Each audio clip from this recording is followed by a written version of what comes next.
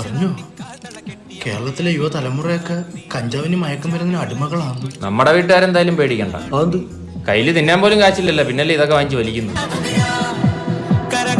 അല്ലൊരു Indian പൗരനിൽ നിന്ന് നിലയ്ക്ക് യുവതലമുറ തലറങ്ങി പോന്നു പറഞ്ഞതേ ഉള്ളൂ. ഇതിലും പറയണ്ടേ.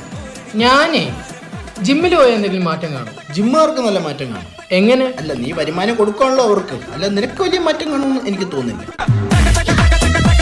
ഓ, അസൂയ നോക്കട്ടെടാ. എന്താ? അല്ല, ഇത് ഞാൻ എവിടെ അസൂയപ്പെടണമെന്ന്? എപ്പോഴും സന്തോഷിച്ച് കിടന്ന ദൈവം നമുക്ക് ദുഃഖം തരുന്ന. അതുകൊണ്ട് നീ ദൈവത്തെ കബളിപ്പിക്കാൻ വേണ്ടി വിഷമം അഭിനയിക്കുന്നു.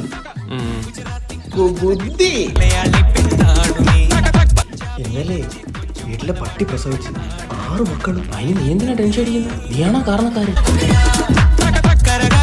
അല്ല, പട്ടിക്ക് ഓരോ കുടുംബം കുട്ടികളും നമ്മളെ പ്രലോഭിപ്പിക്കാനായിട്ട് ഓരോ കാര്യങ്ങളെ.